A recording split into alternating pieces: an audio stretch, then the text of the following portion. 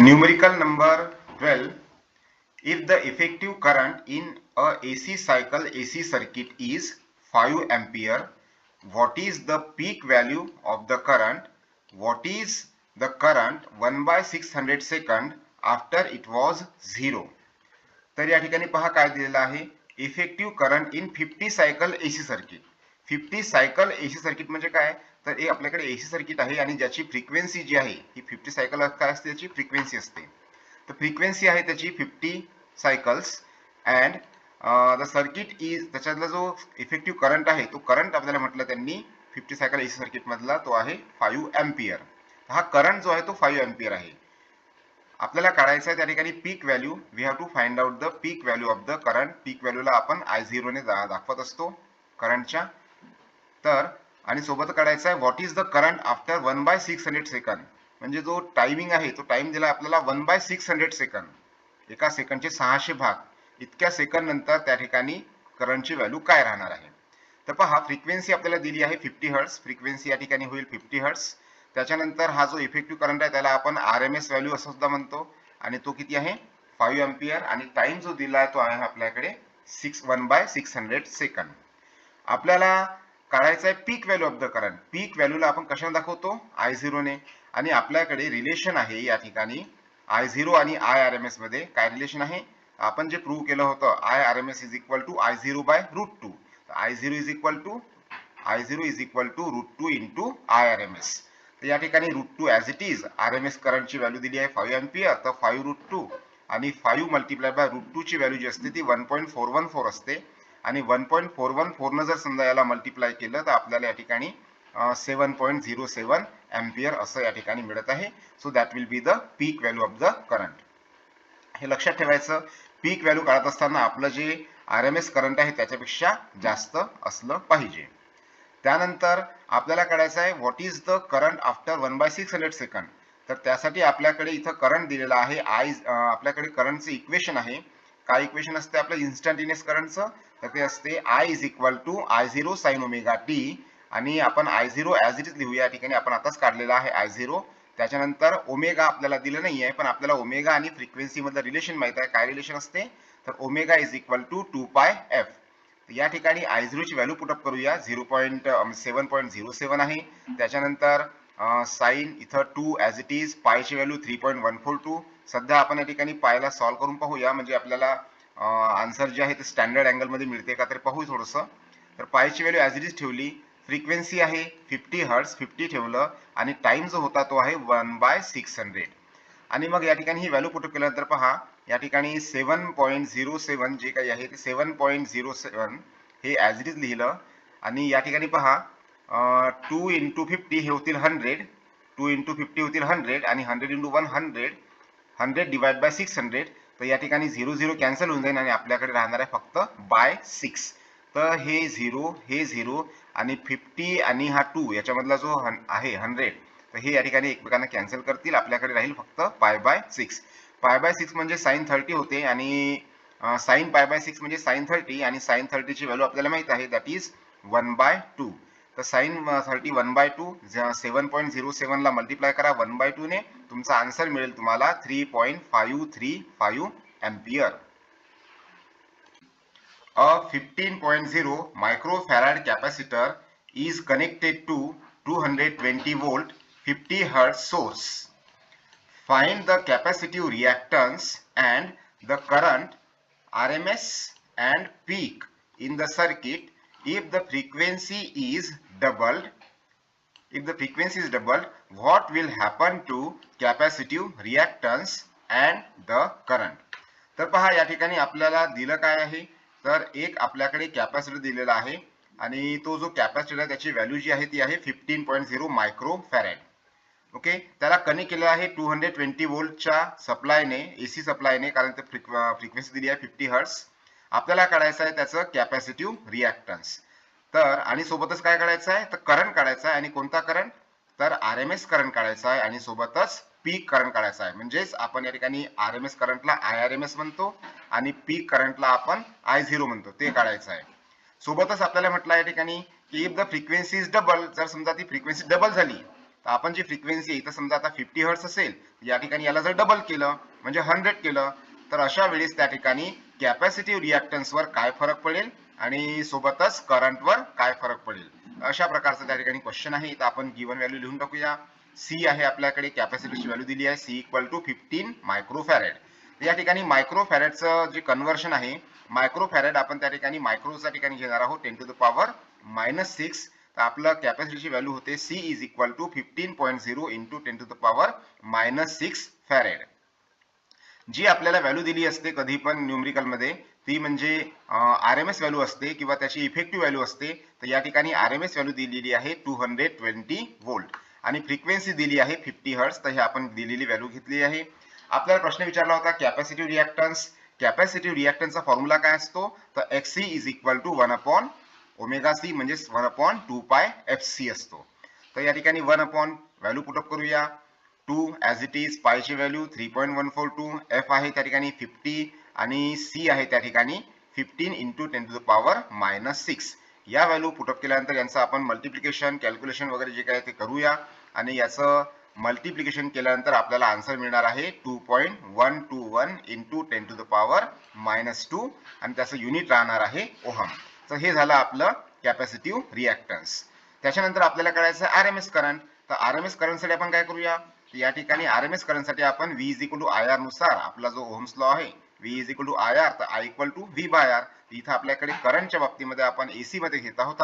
IRMS is equal to ERMS divided by resistance. कुणाचं, कॅपॅसिटरचं. तर कॅपॅसिटरच्या रेजिस्टन्सला आपण कॅपॅसिटिव्ह रिॲक्टन्स म्हणतो म्हणजे XC म्हणतो आपण त्या ठिकाणी. तर ERMS आपल्याला दिलेलंच आहे आणि सोबतच XC आपण आत्ताच काढला 2.121 इंटू 10 टू पॉवर 2. तर हा या ठिकाणी या 2 म्हणजे 220 ला 2.121 ने डिवाइड करूया. आवर आन्सर विल बी 1.04 एम्पियर. हे लॉग टेबलने याला सॉल्व्ह करायचं. त्याच्यानंतर आपल्याला काढायचं आहे पीक करंट. RMS करंट काढलेला आहे आपल्याला, RMS काढायचा होता आणि पीकही काढायचा होता. RMS काढला, आता काढायचा आहे पीक करंट. तर पीक करंटसाठी आपल्याला रिलेशन माहित आहे. RMS मध्ये आणि पीक मध्ये आपल्याला रिलेशन माहित आहे. काय असते, तर IRMS equal to I0 by √2. तर I0 is equal to √2 into IRMS. तर हा IRMS आपण आत्ताच काढलेला आहे. किती आहे तो, तर IRMS आहे या ठिकाणी 1.04. त्याला √2 ने मल्टिप्लाय करा, तुम्हाला मिळेल 1.470 एम्पियर. ओके, √2 ची व्हॅल्यू जी असते ती 1.414 असते.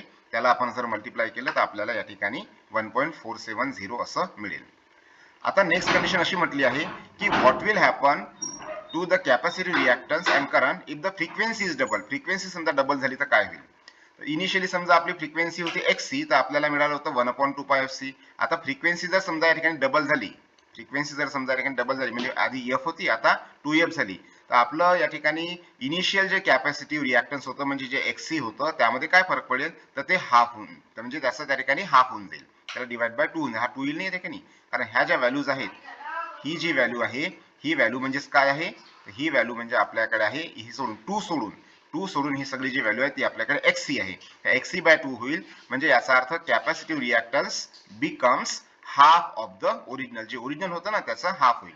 सोबतच RMS करंट काय होईल, तर RMS करंट जर आपण घेतो म्हटलं तर ERMS अपॉन आपण जे नवीन जे कॅपॅसिटिव्ह रिॲक्टन्स घेतलं आहे जे हाफ झालेलं आहे, तर ERMS divide by XC upon 2 half झालेलं रिॲक्टन्स, आणि हे 2 जाईल वर न्यूमरेटर मध्ये, आपल्याला मिळेल 2 इंटू IRMS. म्हणजे आपला जो करंट राहील तो करंट कसा राहणार आहे, तर तो करंट होणार आहे double. Number 15. An AC circuit consists of only an inductor of inductance 2 Henry if the current is represented by a sine wave of amplitude 0.25 ampere and frequency 60 Hz. Calculate the effective potential difference across the inductor. Value of pi is 3.142. Now here in this case, inductor of inductance is given and that is equal to 2 Henry. So L ची value आपल्याला या ठिकाणी दिली आहे, L is equal to 2 Henry and the current is represented by sine wave of amplitude. आपण जेव्हा करंटचे equation लिहितो ते इक्वेशन राहते I is equal to I0 sin omega t. त्यापैकी जो I0 जो असतो ना तो एम्प्लिट्यूड असतो, त्याचा पीक व्हॅल्यू असते. पीक व्हॅल्यूला आपण मॅक्सिमम व्हॅल्यू, एम्प्लिट्यूड अशा प्रकारे आपण त्याला रिप्रेझेंट करत असतो किंवा सांगत असतो. तर या ठिकाणी हा अँप्लिट्यूड आहे आणि हा अँप्लिट्यूड म्हणजे काय आहे तर I0 आहे. I0 आहे. सोबतच फ्रिक्वेन्सी दिलेली आहे, फ्रिक्वेन्सी आहे 60 हर्ट्झ. तर आपण या ठिकाणी लिहिलेला व्हॅल्यू आहे, या ठिकाणी ही I0 दिलेला आहे 0.25 अँपियर आणि सोबतच फ्रिक्वेन्सी दिली आहे 60 हर्ट्झ. आपल्याला काढायचं आहे effective potential difference. Effective potential difference म्हणजे जो आपल्याला त्या ठिकाणी दिसेल त्याला आपण RMS व्हॅल्यू म्हणतो. इफेक्टिव्हला आपण RMS व्हॅल्यू सुद्धा म्हणतो. तर आपल्याला RMS पोटेन्शियल डिफरन्स म्हणजे RMS E काढायचा आहे, म्हणजे आपण त्याला ERMS असं म्हणतो. आता ERMS काढण्यासाठी आपल्याकडे IRMS पाहिजे. IRMS नाहीये आणि IRMS नाहीत, पण आपल्याकडे I0 दिलेला आहे, म्हणजे पीक व्हॅल्यू करंट दिला आहे. तर या पीक व्हॅल्यू करंट वरून आपण त्या ठिकाणी IRMS काढू आणि मग IRMS ची व्हॅल्यू त्या ठिकाणी ठेवूया. आपल्याला माहिती आहे V is equal to RI हा ओहम्स लॉ नुसार आपल्याला फॉर्म्युला मिळतो. V is equal to RI असतो आणि त्यापैकी या ठिकाणी V चं काम कोण करत आहे, E करत आहे. R चं काम, R म्हणजे रेझिस्टन्स, आणि रेझिस्टन्सचं काम कोण करेल तर इंडक्टरचं इंडक्टिव्ह रिॲक्टन्स. तर त्याला आपण XL ने दाखवतो. तर आपला फॉर्म्युला जो आहे तो बनतो E is equal to XL into I. E is equal to XL into I बनत असतो. आता या ठिकाणी जर आपण E लिहिलं तर हा E कोणता आहे आपल्याला RMS काढायचा, तर हा इथं होईल ERMS. त्याच्यानंतर हा करंट काय होईल IRMS. तर पहा ERMS आणि IRMS आणि मल्टिप्लाइड बाय XL घेतला आहे. हे XL काय आहे इंडक्टिव्ह रिॲक्टन्स, जे रेझिस्टन्सचं काम करत आहे. आता आपल्याला या ठिकाणी IRMS दिला नाहीये, पण आपल्याला I0 दिला आहे, पीक व्हॅल्यू दिला आहे. तर IRMS आणि I0 याच्यामध्ये रिलेशन काय आहे तर IRMS is equal to I0 by √2. तर हे त्या ठिकाणी येईल. त्याच्यानंतर XL ची व्हॅल्यू, XL काय असते, XL is equal to omega L आणि ओमेगाची व्हॅल्यू काय असते 2πf. तर XL is equal to 2πfL. त्यानंतर आपण व्हॅल्यू पुटअप करूया. I0 ची व्हॅल्यू 0.25, √2 ची व्हॅल्यू √2 या ठिकाणी लिहूया. त्याच्यानंतर 2 ॲज इट इज, पाय ची व्हॅल्यू 3.142 दिलेलीच आहे आपल्याला. फ्रिक्वेन्सी दिली आहे 60 हर्ट्झ आणि L ची व्हॅल्यू दिली आहे 2 हेनरी. या सगळ्यांच्या व्हॅल्यूज पुटअप केल्यानंतर आपल्याला म्हणजे याचं सॉल्व्ह केल्यानंतर आपल्याला मिळतं याचा आन्सर 133.4 व्होल्ट. नेक्स्ट आहे आपल्याकडे इक्वेशन, नेक्स्ट आहे आपल्याकडे क्वेश्चन 16. क्वेश्चन आहे असा की alternating EMF of E 220 sin 100 pi t. The equation is this, that E equal to 220 sin 100 pi t is applied to a circuit containing an inductance of 1 by pi Henry. Write an equation for instantaneous current. Write an equation for instantaneous current through the circuit. What will be the reading of AC galvanometer connected in the circuit? तर या ठिकाणी आपल्याला दिलेलं काय आहे तर आपल्याकडे एक अल्टरनेटिंग EMF दिलेला आहे आणि त्याचं इक्वेशन दिलं आहे E equal to 220 sin 100 pi t. आणि हा अप्लाय केलेला आहे का सर्किटला, ज्याच्यामध्ये इंडक्टन्स आहे 1 बाय पाय हेनरी, म्हणजे फक्त इंडक्टन्स त्या ठिकाणी कनेक्ट केलेला आहे. तर आपल्याला काय लिहायचं आहे, आपल्याला लिहायचं या ठिकाणी write the equation for instantaneous current, म्हणजे आपल्याला फक्त इन्स्टंटेनियस करंटचं इक्वेशन लिहायचं आहे. त्याच्यानंतर मग पुढे समोर काय विचारलेलं आहे तर what will be the reading, reading काय होणार ऑफ द AC गॅल्व्हनोमीटर. आपल्याला AC गॅल्व्हनोमीटर किती रीडिंग देणार, तर ज्या रीडिंग्स मिळत असतात ना तर त्या आपल्या RMS रीडिंग असतात, त्याला इफेक्टिव्ह रीडिंग म्हणतो आपण किंवा RMS रीडिंग म्हणतो. तर आपण याला सॉल्व्ह करूया. आपल्याला RMS रीडिंग काढायची आहे कशाची तर AC गॅल्व्हनोमीटरची, जो आपल्याला करंट सांगणार आहे. ओके, तर करंटचा RMS व्हॅल्यू काढायची आहे. ओके, तर आपण या ठिकाणी आपण आन्सर मध्ये काय तर आपण जे काही इक्वेशन दिलं आहे ते इक्वेशन ॲज इट इज लिहायला पाहिजे. जे काही आपल्याला असं क्वेश्चन म्हणजे एखादा काही क्वेश्चन आला तर त्यावेळेस ते इक्वेशन ॲज इट इज लिहून टाका, जेणेकरून त्याला आपल्याला कम्पेअर करणं सोपं जाईल. तर given equation of the alternating EMF that is E equal to 220 sin 100 pi t आहे. तर ह्या ठिकाणी 220 sin pi t लिहिलं. याचा आपण कंपॅरिझन करूया. आपलं जे स्टँडर्ड इक्वेशन आहे आपलं किंवा इन्स्टंटेनियस EMFचं जे इक्वेशन आहे आपण जे डिराईव्ह केलेलं आहे मागच्या चॅप्टर मध्ये, तर ते इक्वेशन काय आहे E is equal to E0 sin omega t. तर हे इक्वेशन आहे E is equal to E0 sin omega t. तुम्ही जर या ठिकाणी तुलना केली, याचे कम्पेअर केलं, तुम्हाला दिसेल की E0 च्या ठिकाणी आहे 220, म्हणजे आपण लिहितो E0 इज इक्वल टू 220 लिहितो. नंतर हा t च्या ठिकाणी t तर आहे, ओमेगाच्या ठिकाणी आहे 100 पाय t. तर आपण लिहिलं या ठिकाणी ओमेगा इज इक्वल टू 100 पाय आहे ओमेगा इक्वल टू. आणि इंडक्टरची व्हॅल्यू त्या ठिकाणी दिली आहे, इंडक्टरचं इंडक्टन्स त्या ठिकाणी आहे 1 बाय पाय हेनरी. तर L इज इक्वल टू आपण लिहिलं 1 बाय पाय हेनरी. आता आपण आपल्याला जेव्हा करंटचं इक्वेशन लिहायचं आहे, आपल्याला EMFचं इक्वेशन दिलं आहे आणि आपल्याला करंटचं इक्वेशन लिहायचं आहे, त्यावेळेस आपण काय करतो तर आपल्याला माहित आहे की इंडक्टर मध्ये करंट जो असतो तो लॅग करतो, म्हणजे तो मागं राहतो. आणि कितीने मागं राहतो तर π/2 ने मागं राहतो. त्यामुळे ईएमएफचं इक्वेशन हे असेल तर करंटचं इक्वेशन काय राहते, तर करंटचं इक्वेशन राहते I इज इक्वल टू, जसं ईएमएफचं इक्वेशन आहे E equal to E0 sine omega t, तसं करंटचं इक्वेशन राहते I is equal to I0 sine omega t minus pi by two. लक्षात ठेवा, कॅपॅसिटर मध्ये इथं प्लस येतो आणि इंडक्टर मध्ये इथं मायनस येतो. तर या ठिकाणी आपण I is equal to I0 sine omega t minus pi by two लिहिलेला आहे. आता आपल्याकडे या ठिकाणी जो करंट आहे I0, तो I0 आपल्याला दिला नाहीये, म्हणजे आपल्याला पीक व्हॅल्यू करंट दिला नाहीये, पण आपल्याला पीक व्हॅल्यू ईएमएफ दिलेला आहे. पीक व्हॅल्यू ईएमएफ जो आहे तो आपण या ठिकाणी दिलेला आहे. तर या करंटच्या ठिकाणी आपण ईएमएफ आणि रेझिस्टन्सचा रेशो वापरू. आपल्याला माहिती आहे पहा, ओहम्स लॉ नुसार V is equal to IR होतो, आणि जर आपण R ला इकडे ट्रान्सफर केलं तर V डिवाइड बाय R म्हणजेच I. तर या ठिकाणी आपण हे असं डीसी मध्ये वगैरे वापरतो, किंवा आपल्याला या ठिकाणी स्टेडी करंट स्टेडी व्होल्टेज वगैरे दिलं असेल त्यावेळेस आपण हा फॉर्म्युला वापरतो. आता अल्टरनेटिव्ह मध्ये आपण जे व्होल्टेज आहे ते काय घेतो आहोत, तर इथं पीक व्हॅल्यू व्होल्टेज घेतो, म्हणजे पीक ईएमएफ घेतो या ठिकाणी. आणि अल्टरनेटिंग या ठिकाणी आपले जे एसी सर्किट आहे या चॅप्टर मध्ये आपण काय घेतलं आहे, रेझिस्टन्स. तर या रेझिस्टन्सच्या ठिकाणी इथं आपण जे वापरलेलं ते घ्यायचं. जसं आता इथं इंडक्टन्स वापरला आहे तर आपण इंडक्टिव्ह रिॲक्टन्स घ्यायचं. इथं जर कॅपॅसिटर असता तर आपण कॅपॅसिटिव्ह रिॲक्टन्स घेतलं असतं. नुसतं रेझिस्टर असतं तर आपण रेझिस्टन्स घेतलं असतं.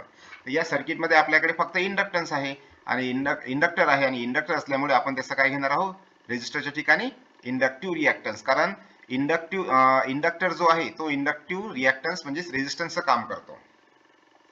तर इंडक्टर जो आहे तो रेझिस्टन्सचं काम करतो एसी सर्किट मध्ये.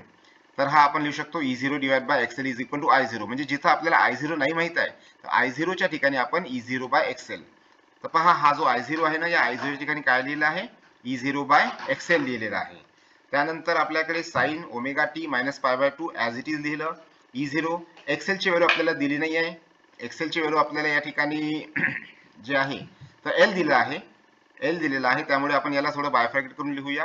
XL च्या ठिकाणी आपण लिहिलं आहे ओमेगा L, कारण इथं ओमेगाची व्हॅल्यू आपल्याला या इक्वेशन मध्ये दिलीच आहे 100 पाय.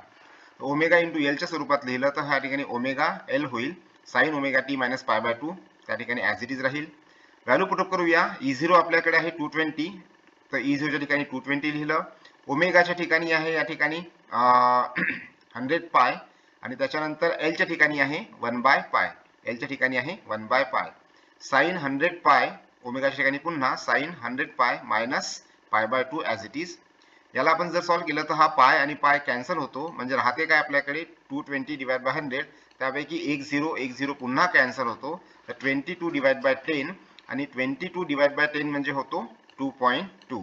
त्याच्यानंतर या ठिकाणी आहे इकडे साइन मध्ये 100 pi minus pi by to, आणि sign 100 pi minus pi by to जर आपण घेतलं तर त्याचं एक आपल्याला इक्वेशन मिळेल, आणि ते इक्वेशन काय राहील, ते आपलं एक इक्वेशन, आपल्याला इक्वेशनच लिहायचं होतं. जनरली आपल्याला इक्वेशनच लिहायचं होतं, त्यामुळे बाकीचं काही समोर सॉल्व्ह करायची गरजच नाही आहे. ठीक आहे, इक्वेशन आपण लिहिलं आहे. आपल्याला आता काय करायचं आहे, एसी म्हणजे reading of the AC galvanometer. आपल्याला रिडिंग पाहिजे. रिडिंग म्हणजे काय, इफेक्टिव्ह व्हॅल्यू जी आपल्याला दिसते, आणि ती म्हणजे कोणती, तर ती म्हणजे RMS व्हॅल्यू. तर आपल्याला आता IRMS काढायचं आहे. तर RMS व्हॅल्यू ऑफ द करंटसाठी आपल्याकडे फॉर्म्युला आहे IRMS is equal to I0 divided by √2, आणि I0 या ठिकाणी आपण आताच काढलेला आहे. I0 किती आहे, 2.2. तर हा 2.2 आहे, आणि 2.2 डिवायडेड बाय त्या ठिकाणी मग √2 होईल, आणि 2.2 डिवाइड बाय √2 ची व्हॅल्यू 1.414 होतो, पण 1 बाय √2 ची व्हॅल्यू 0.707 होते, आणि 0.707 ला जर आपण 2.2 ने मल्टिप्लाय केलं तर आपल्याला आन्सर मिळणार आहे 1.55 एम्पियर. तर या प्रकारे हे जे प्रॉब्लेम आहे सॉल्व्ह केला गेलेला आहे. A capacitor of 100 microfarad, a coil of resistance 50 ohm and an inductance 0.5 Henry are connected in series with 110 volt 50 Hz source. Calculate the RMS value of current in the circuit. Okay, तर आपल्याला दिलं काय या ठिकाणी, अ capacitor of 100 microfarad. एक capacitor आहे तो 100 मायक्रोफॅरेडचा आहे. मायक्रोफॅरेडचं रूपांतर आपण त्या ठिकाणी फॅरेड मध्ये करूया. तर मायक्रो मीन्स 10 टू पॉवर -6, आणि हे या ठिकाणी 2 0 म्हणजे हे 2 + 2, तर -6 + 2 आपल्याला या ठिकाणी -4 मिळेल. तर 10 टू द पॉवर -4 फॅरेड कॅपॅसिटीची व्हॅल्यू आहे. त्याच्यानंतर रेझिस्टन्स आहे 50 ओहमचा, तर R इक्वल टू 50 ओहम लिहिलं. इंडक्टन्स दिलाय 0.5 हेनरी, तर L is equal to 0.5 Henry.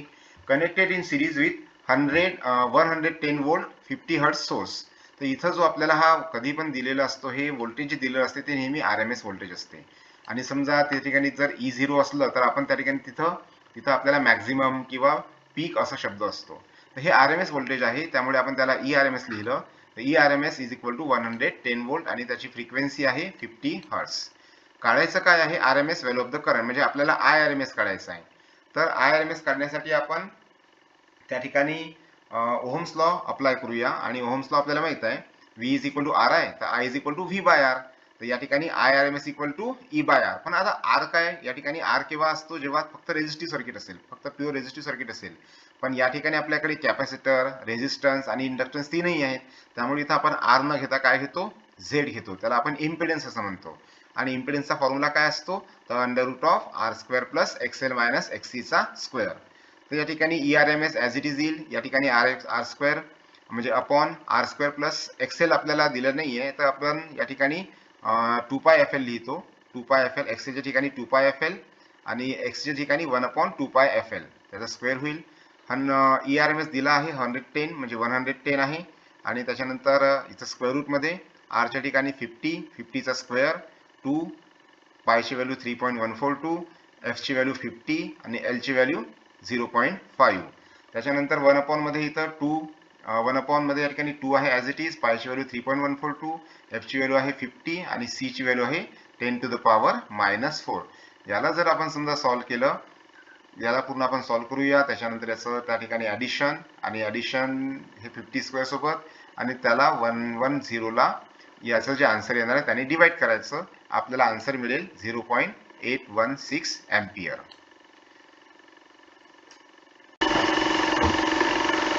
Question number 20. Find the time required for 50 Hz alternating current to change its value from 0 to RMS value. या ठिकाणी आपल्याला टाइम काढायचा आहे. Time required for 50 Hz AC source AC to change its value from 0 to RMS value. तर हे जे 50 Hz AC आहे आपल्याकडे, त्याचं 0 पासून RMS व्हॅल्यू पर्यंत चेंज व्हायला त्याला किती वेळ लागणार आहे ते काढायचं आहे. समजा आपण म्हटलं की आपल्याकडे जे इक्वेशन आहे करंटचं, तर इक्वेशन आहे I is equal to I0 sine omega t आणि आपल्याला त्याला RMS व्हॅल्यू पर्यंत न्यायचं आहे. तर RMS व्हॅल्यू काय असते? RMS व्हॅल्यू असते I0 बाय √2. तर आपण त्या ठिकाणी या व्हॅल्यूला I0 बाय √2 घेऊया. Is equal to I0 sine 2πft as it is. ओमेगाच्या ठिकाणी 2πft लिहिलं आहे. देअरफॉर या ठिकाणी I0 आणि I0 कॅन्सल जर झाला तर या ठिकाणी राहील 1 बाय √2 साइन 2πft. त्याच्यानंतर हे 1 बाय √2 साइनची कोणत्या अँगलची व्हॅल्यू 1 बाय √2 येते? तर साइन 45 ची व्हॅल्यू या ठिकाणी येते. Sine 45 is equal to sine इथं 2 इंटू पाय इंटू 50t, तर 2π50 म्हणजे 100πt होईल. त्यानंतर या ठिकाणी sine 4π sine pi by 4 is equal to sine 100πt. Therefore पहा, साइनची ही व्हॅल्यू बरोबर साइनची ही व्हॅल्यू म्हणजे ह्या दोन्ही व्हॅल्यू कशा असतील? सारख्या असतील. म्हणजे पाय by 4 is equal to 100πt आणि देअरफॉर पाय by 4 is equal to 100πt आपण या ठिकाणी घेऊया. पाय कॅन्सल होऊन जाईल.